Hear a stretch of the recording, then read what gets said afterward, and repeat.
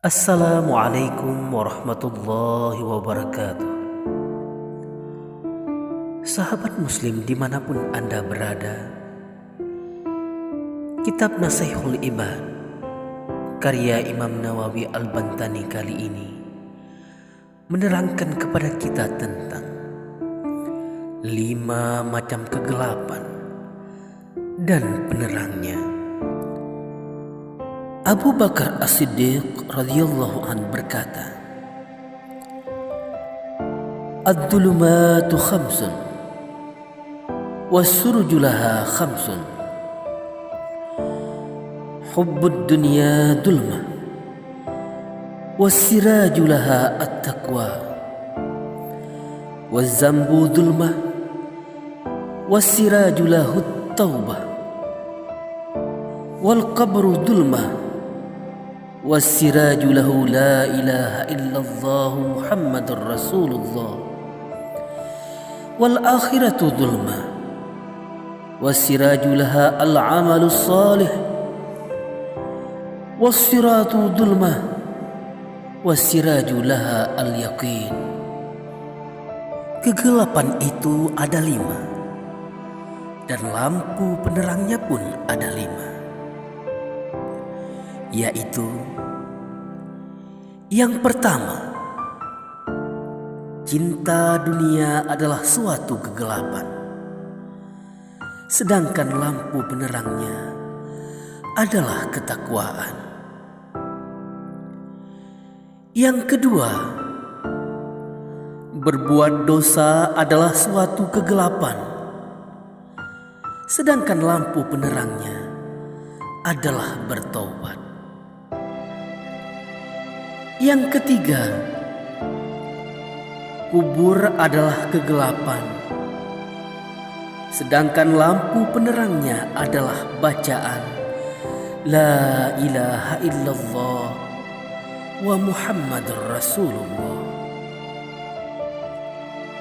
Saudaraku dimanapun Anda berada, adapun yang keempat adalah alam akhirat itu penuh dengan kegelapan, sedangkan penerangnya adalah amal soleh. Dan yang terakhir, sirat atau jembatan penyeberangan di atas neraka. Sirat adalah tempat yang sangat gelap, sedangkan penerangnya adalah yakin. Berkaitan dengan poin pertama, Rasulullah Sallallahu Alaihi Wasallam bersabda, "Hubbud dunya ra'su kulli khati'ah." Cinta dunia adalah biang segala kesalahan.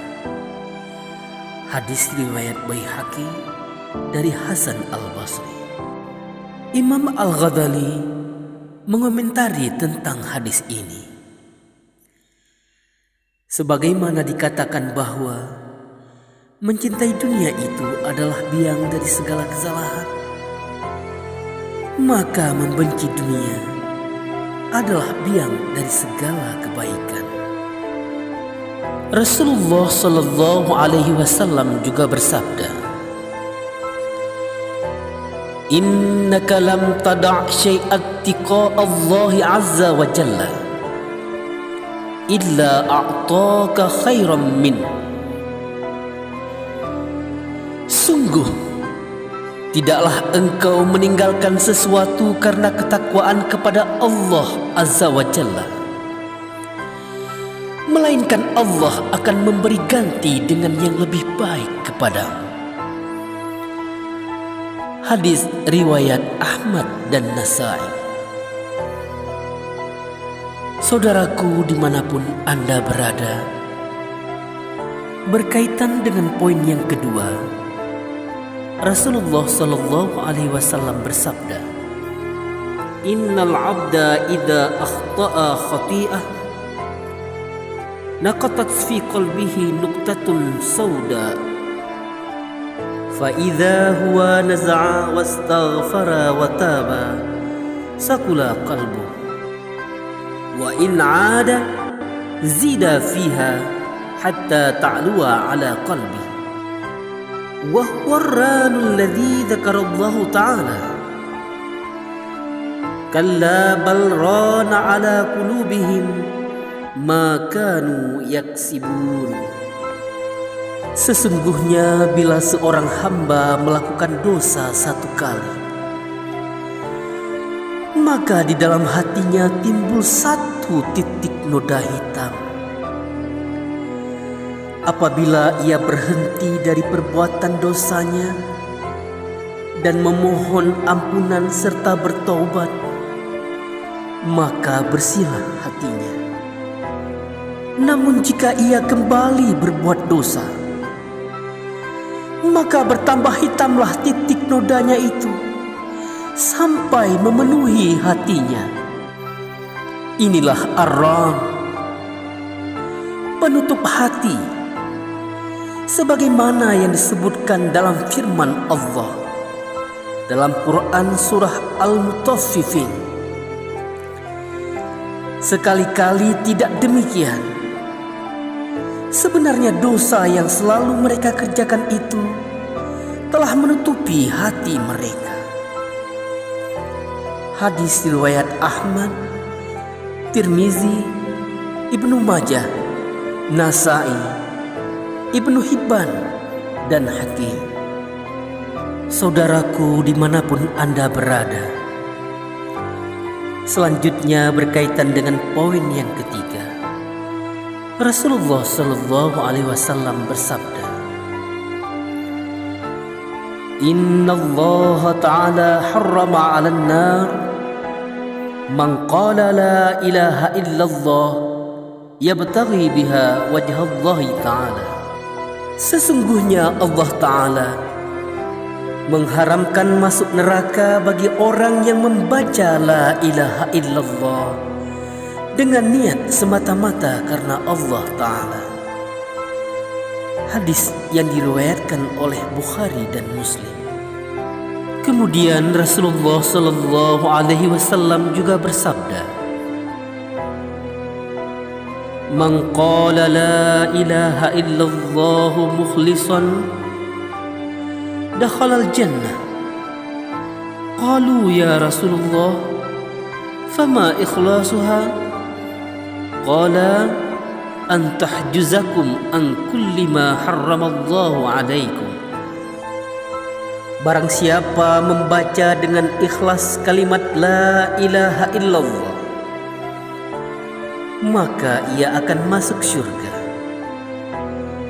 Para sahabat bertanya, Ya Rasulullah, apa wujud keikhlasannya? Beliau menjawab,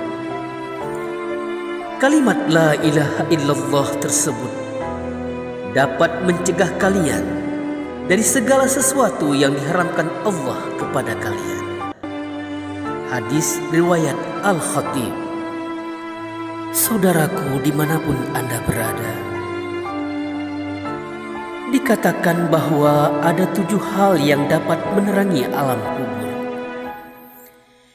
yaitu yang pertama, ikhlas dalam beribadah. Yang kedua, berbakti kepada kedua orang tua. Yang ketiga, senang bersilaturahmi. Yang keempat, tidak menyia-nyiakan umur untuk melakukan kemaksiatan. Yang kelima, tidak mengikuti kehendak hawa nafsu. Yang keenam, bersungguh-sungguh dalam taat kepada Allah. Dan yang ketujuh, memperbanyak zikir kepada Allah Subhanahu wa Ta'ala. Berkaitan dengan poin yang keempat, yaitu tentang amal soleh, Rasulullah Sallallahu Alaihi Wasallam pernah bersabda, Inna Allah yuhibbu an yu'khadha birakhasih kama yuhibbu an yu'khadha bi'azaimih. Inna Allah ba'athani bil hanifiyyati samhati dini Ibrahim. Sesungguhnya Allah suka jika rukhsahnya dilaksanakan, sebagaimana Allah suka jika azimahnya dilaksanakan. Sesungguhnya Allah telah mengutus aku dengan membawa agama yang mudah, yaitu agama Nabi Ibrahim alaihissalam. Hadis diriwayatkan oleh Ibnu As-Sakir. Saudaraku, azimah adalah aturan pokok dari Allah yang harus dikerjakan. Seperti sholat zuhur harus dikerjakan sebanyak 4 rakaat.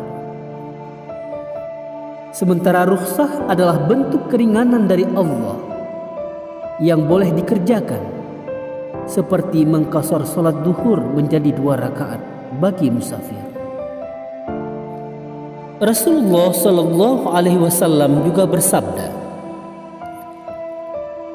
"Addul azaim waqbalur rukhsah wada'u an-nasa faqad kufitumuhum." Kerjakanlah azimah dan terimalah rukhsah. Biarkan orang lain mau mengerjakan azimah dan menerima rukhsah atau tidak. Dengan begitu, kalian akan dihindarkan dari keburukan mereka. Hadis riwayat Al-Khatib. Rasulullah Shallallahu Alaihi Wasallam juga bersabda, "Man lam yaqbal rukhsatullah kana alaihi minal ithmi mithli jibali Arafah." Barang siapa yang tidak menerima rukhsah dari Allah, maka baginya dosa sebesar gunung Arafah. Hadis riwayat Ahmad. Barang siapa tidak menerima rukhsah dari Allah, maka baginya dosa sebesar gunung Arafah. Hadis yang telah diriwayatkan oleh Ahmad. Saudaraku dimanapun Anda berada, saudaraku dimanapun Anda berada, dan yang terakhir berkaitan dengan poin kelima, yaitu penerang sirat adalah yakin. Yakin adalah membenarkan dengan sepenuh hati segala hal yang gaib dengan menghilangkan segala bentuk keraguannya. Demikianlah nasihat-nasihat ini saya bacakan. Terima kasih atas segala perhatian. Mohon maaf atas segala kekurangan. Wallahu muwaffiq ila aqwamit thariq. Wassalamualaikum warahmatullahi wabarakatuh.